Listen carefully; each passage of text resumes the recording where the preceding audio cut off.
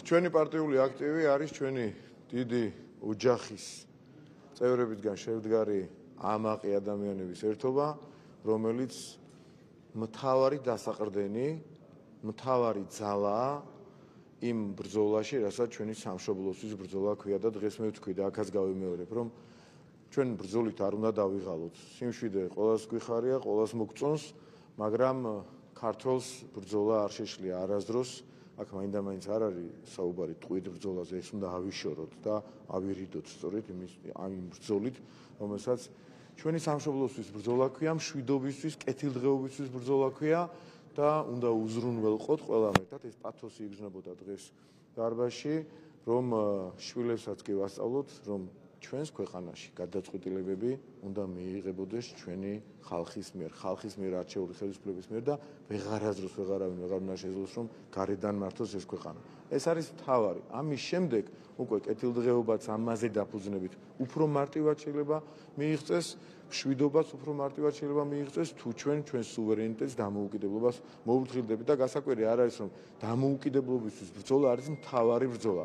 ეს ჩვენ უნდა შეძლოთ. მინდა წარმატებები უსურვო ასევე ბატონ სულხან თამაზაშვილს ამ ბრძოლაში, მან უნდა ილიდეროს აჭარის რეგიონში და მან უნდა იზრუნოს აი ამ ძალიან ჩვენთვის საამაყო ულამაზეს მხარეში, რესპუბლიკაში, რომ ყველაფერი იყოს იმდენად კარგად, რომ მასაც პერსონალურად და ყველა აჭარელს კონდეს სიამაყის საფუძველი და ამაში ხარჯი უნდა დაუდგნენ ერთმანეთს და ეს ყველაფერი ერთად უნდა გააკეთონ. საკადროს ცვლილებებს აჭარაში რო გითხრათ, ხო? პოლოლიკაშვილზე მინდა გკითხოთ გადანაშაულებს და რა სიტყვით ამასთან დაკავშირებით. უკადრებელი იკადრა და ჩვენი გადაწყვეტილება რომ იყოს სწორი, მისივე სიტყვებიდან, მისივე პირველივე სიტყვებიდან გამოჩნდა. ეხლა ვინ იმსახურებს ამ სიტყვებს, რამდენიმე წამში შევერთები მოგახსენოთ. როცა აქეთ-იქით რეკავ და 1000 ახლობელს ცდილობ გამოძებნო ხვეწნით და მუდარით. შემთხვევით არ ვამბობ, ხვეწნით და მუდარით. დინარაძესთან, კობახიძესთან, კალაძეს და ასე შემდეგ აღარ გავაგრძელებ.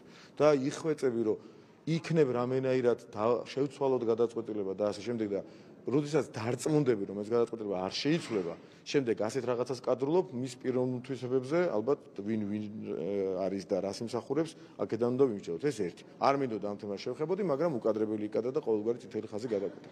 ეს არის ადამიანი, რომელიც საქართველოს კი აღარ წარმოადგენს სამწუხაროდ. თავის დროზე იყო კონსულტაციები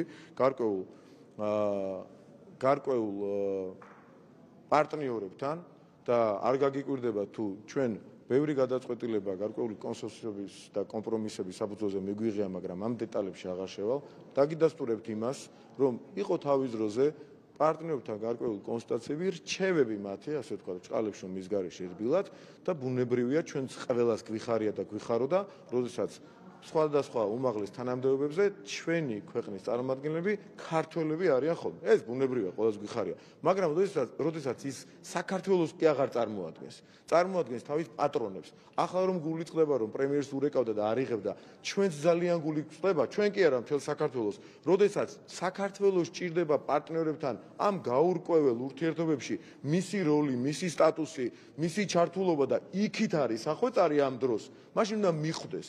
და წითელი ხაზიაო რომ ურეკავენ საქართველოსთან თავის დროზე თვეებით ადრე სხვადასხვა თემებზე და მაინც ბოდიში ძალიან და ფეხებზე იყიდებს, მაშინ უნდა იფიქროს რომ სახვეწნად გაუხდება საქმე და მერე ამ ხვეწნა მუდარას, ამ თავმოყარეობის დაცემას არავინ შეხედავს სერიოზულად და შეაფასებს ისე როგორც საჭიროა და შესაბამის გადაწყვეტილებას მიიღებს. ამიტომ ეს პოლოლიკაშვილი იქნება თუ თავის პატრონებს დაქვემდებარებული და მას შემთხვევით არ ვიძახი, თავის პატრონებს დაქვემდებარებული ადამიანი უნდა იცოდეს, რომ თუ საქართველოს არ მოემსახურებიან, მაშინ საქართველო მათ კანდიდატურას არც ხარს დაუჭერს, პირიქით დაბლოკავს და თან აქ ფორმალური მხარეც იყო მესამე შემთხვევაზე გარკვეული პრეტენზიები იმ ჩვენ ევროპელ მეგობარ ქვეყნებსაც ჰქონდათ, რომლებსაც ასეთი პრეცედენტის დაშვება არ უნდათ, მისი შანსები ისედაც ნაკლები იყო და ამ 1%-იანი შანსის გულისთვის ის კადრულობს უკადრებელს და კიდევ ერთხელ გავიმეორებ.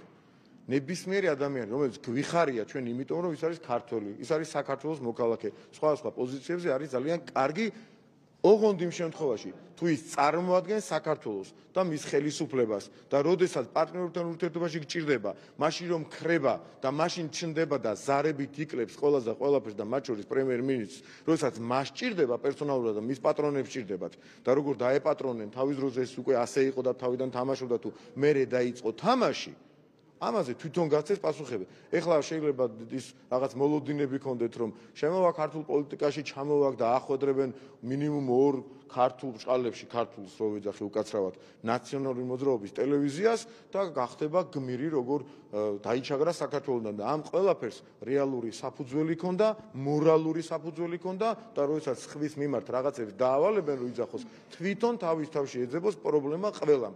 ვინც საქართველოს კი არა, ემსახურება თავიანთ პატრონებს, სამწუხაროდ ეს კაცის მათ რიგებში ჩადგა. და ერთი წამ დავსვამ გეხვეწები. რიგში იყო ბოდიში. საქართველოს ცვლილებებზე უნდა კითხოთ აჭარაში. მერები წავიდნენ განცხადების საფუძველზე, ასევე მთავრობის თავმჯდომარე შეიცვალა. როგორ ფიქრობთ ახლა, რამდენად ანუ ამას მოყვა სხვადასხვა არაერთგვაროვანი გამოხმაურება, როგორ ფიქრობთ ახლა იყო დრო ამ ცვლილებების? დიახ, დრო რომ ყოფილიყო არ განხორციელდებოდა.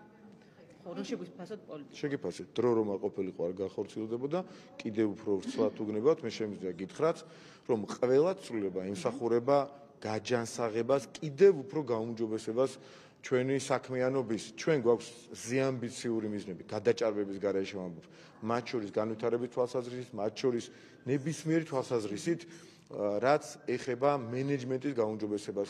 თქვენ წარმოვიდგინეთ, ჩვენ დავაანონსეთ, რომ მაგალითად ერთ მიმართულებას ავიღებთ, მსოფლიოში უნდა ვიყოთ პირველ სამეულში კორუფციასთან ბრძოლის თვალსაზრისით. როდესაც ამ ამბიციურ მიზნებზე ვსაუბრობთ, ნებისმიერი განახლება ემსახურება ამ გზაზე კიდევ უფრო კაცრი, ხისტი, თუნდაც სიარულის უპირატეს მიზანს და ეს თავის მხრივ შემდეგ სუვერენიტეტის გაძლიერებასაც უზრუნველყოფს, ბუნებრივი აკეთილდღეობის გაძლიერებას, სიღარიბის ზღვარს მიღმა მყოფი ადამიანების საერთოდ ასეთი ადამიანი არ უნდა იყოს, რომელიც სიღარიბის ზღვარს უნდა იყოს მინიმუმ რაღაც სოციალური გაუმჯობესება უახლოეს პერიოდში. ჩვენ დიდი ხანი ამ საკითხებთან დაკავშირებით მნიშვნელოვანი პროგრესი არ გქონდა, მაგრამ ბოლო წლების განმავლობაში დამოუკიდებლობის ხარისხის გაუმჯობესებასთან ერთად ჩვენ შევძელით ნაკლები იყოს ისეთი ადამიანი, რომელიც სიღარიბის ზღვარს მიღმაა. ჩვენ არანაირად ამით კმაყოფილები ვერ ვიქნებით, რაც დღეს გვაქვს. იმიტომ როდესაც რამდენიმე ასეული ათასი ადამიანი ქვეყანაში კიდევ სიღარიბის ზღვარს მიღმაა, ამაზე შეიძლება საერთოდ არ უნდა საუბრობდე, მაგრამ რადგან მე ვბედავ ამაზე საუბარს, მხოლოდ იმიტომ, რომ რადგან დინამიკა არის გაუმჯობესებული მნიშვნელოვნად. კორუფციის წინააღმდეგ ბრძოლა, მენეჯმენტის გაუმჯობესება, მმართველობის ფორმის გაუმჯობესება, დახვეწა, რეფორმები, ამას კიდევ მეტად უზრუნველყოფს, ამიტომ ვბედავ თითოეულ ჩვენგანი ამაზე ლაპარაკს, რადგან გვაქვს იმედიც და მიმდინარე საკითხებიც ამაზე მეტყველებს. სწორედ ამას გაუმჯობესებას კიდევ უფრო ემსახურება ნებისმიერი ცვლილება, რომელიც ქვეყანაში ხორციელდება.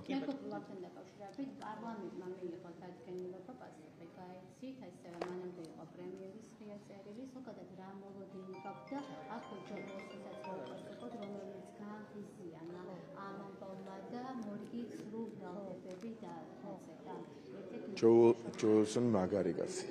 სასწაული კაცია. ჯოულსონზე ბარემ ხარ დავამატე. კი ბატონო.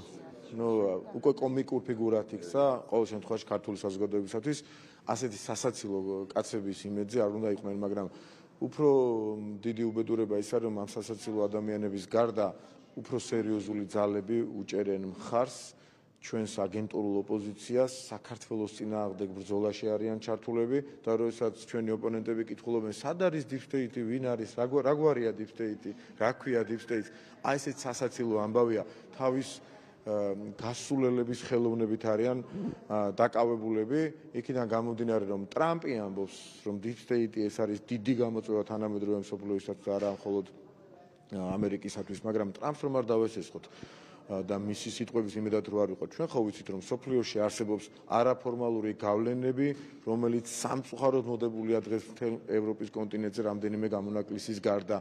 არაფორმალური გავლენები, ოლიგარქიული გავლენები, რომელსაც გნებავთ deep state-ი დაუძახოთ. გნებავთ გლობალური ომის პარტია დაუძახოთ. იმ კონკრეტულ შემთხვევაში, როდესაც ომისკენ ბოლომდე იწევდნენ და ომს ბოლომდე უჭერდნენ მხარს, დიახ, მაშინ ჩვენ ვეძახდით გლობალური ომის პარტიას, დღესაც ვეძახდით.